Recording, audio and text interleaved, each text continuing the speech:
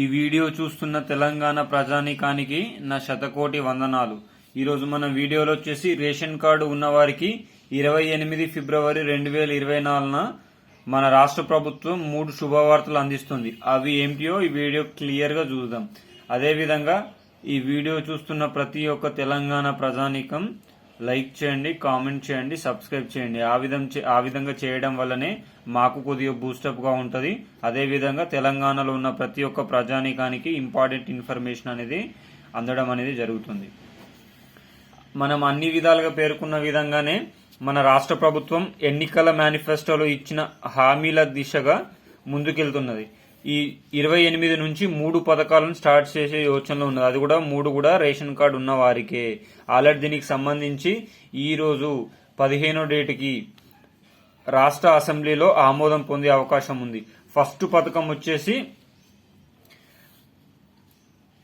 200 యూనిట్ల కరెంట్ అండి. ఈ 200 యూనిట్ల కరెంటుకు సంబంధించిన సర్వే ఆల్రెడీ అన్ని రాష్ట్రాల్లో జరగడం అనేది అన్ని గ్రామాల్లో అన్ని డిస్ట్రిక్ట్ లో జరగడం అనేది జరుగుతుంది. మనకు దీంట్లో పేర్కొన్నది గవర్నమెంట్ ఏమని పేర్కొందంటే అద్దెకు ఉన్న ఇల్లులే కాకుండా సొంతంగా ఉన్న ఇళ్లకు అదేవిధంగా అద్దెకు ఉన్న ఇళ్లకి 200 యూనిట్ల లోపు ఎవరైతే కరెంటు కారుస్తారో వాళ్ళందరికీ ఫ్రీ అని పేర్కొనడం అయితే జరిగింది. దీనికి సంబంధించిన సర్వే కూడా ఆల్రెడీ జరుగుతుంది. 200 యూనిట్ల పైన కాల్చే వాళ్ళ పరిస్థితి ఏంటంటే, ఒకవేళ 250 యూనిట్ల కరెంట్ వచ్చింది అనుకోండి, ఇందులో నుంచి 200 యూనిట్లు మైనస్ చేస్తారు. సో 50 యూనిట్ల పైసలు మనం కట్టాల్సి వస్తుంది. దీనికి సంబంధించి ఆల్రెడీ సర్వే అయితే జరగడం అనేది జరుగుతుంది. ఎవరైతే ప్రజలు ఇంటి దగ్గర ఉండరో వారికి సంబంధించిన డీటెయిల్స్ అన్ని మీటర్ కనెక్షన్ కి రాయండి. మీటర్ కనెక్షన్ కి రాసి వెళ్ళండి, లేకపోతే పక్కకున్న నేబర్స్ కన్నా చెప్పండి మన డీటెయిల్స్. ఎందుకంటే ఒక్కసారి స్కీమ్ మిస్ అయితే మళ్ళీ 4 నుంచి 5 నెలల వరకు ఆగాల్సి వస్తుంది. ఆల్రెడీ రాష్ట్ర ప్రభుత్వం మనకు చెప్పింది ఏమని, 4 నెలలకు ఒకసారి కొత్తగా అప్లై చేసుకోవచ్చు అని. కానీ ప్రభుత్వం విషయాలు తెలుసు కదా, 4 నెలలు అంటే సంవత్సరం పడుతుంది, సంవత్సరం అంటే 2 సంవత్సరాలు పడుతుంది. సో దీపం ఉన్నప్పుడే ఇల్లు చక్కదిద్దుకోవాలన్నట్టు పథకాలు వచ్చినప్పుడే మనము ఎలాంటి మిస్టేక్స్ చేయకుండా పథకాలకు సంబంధించిన సరైన ఇన్ఫర్మేషన్ ఇస్తే సరిపోతుంది. రెండవ స్కీమ్ వచ్చేసి 500 రూపాయలకి గ్యాస్ సిలిండర్ అండి. దీనికి కూడా 97 లక్షల మంది 97,54,347 మంది గ్యాస్ సిలిండర్ కి, కొత్త గ్యాస్ సిలిండర్స్ కి అంటే ఫ్రీ గ్యాస్ సిలిండర్స్ కి అప్లై చేసుకున్నారు. 500 రూపాయలకి గ్యాస్ సిలిండర్ పథకం ఉంది కదా, దీనికి సంబంధించి ప్రభుత్వం అప్డేట్ తీసుకుని రావడం జరిగింది. సంవత్సరానికి 5 నుంచి 6 గ్యాస్ సిలిండర్లు ఇచ్చే యోచనలో ప్రభుత్వం ఉన్నది. అది కూడా ఫస్ట్ ప్రియారిటీ రేషన్ కార్డ్స్ అయితే ఎవరికైతే ఉన్నాయో వాళ్ళకు మాత్రమే ఇచ్చే యోచనలో ఉన్నది. ఈ పథకం కూడా 28 ఫిబ్రవరి నుంచి అమలవుతుంది.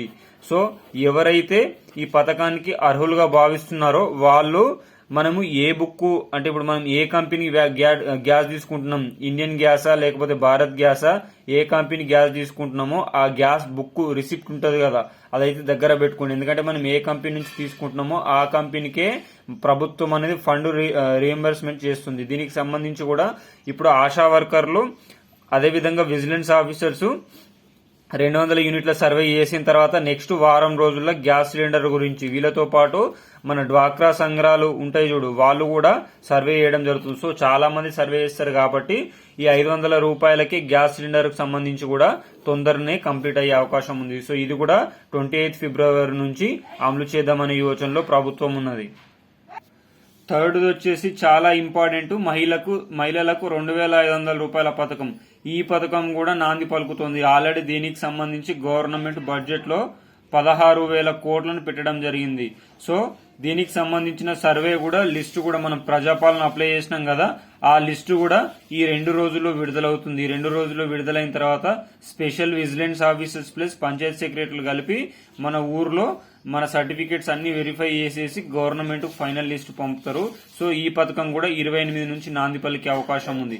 సో ఎవరైతే మహాలక్ష్మికి ఎలిజిబుల్ అవుతా అనుకుంటున్నారో వాళ్ళు బ్యాంక్ అకౌంట్, ఆధార్ కార్డు, అదేవిధంగా రేషన్ కార్డు, క్యాస్ట్, అదేవిధంగా ఇన్కమ్ సర్టిఫికేట్, ఇవన్నీ సర్టిఫికేట్స్ తీసి దగ్గర పెట్టుకోండి. ఇవన్నీ యూజ్ అవుతాయి. మళ్ళీ అప్పటికి మనకు పథకంలో సెలెక్ట్ అయిన తర్వాత క్యాస్ట్, ఇన్కమ్ సర్టిఫికేట్స్ కావాలంటే ఇబ్బంది పడే అవకాశం ఎక్కువ మోతాదులోనే ఉంది.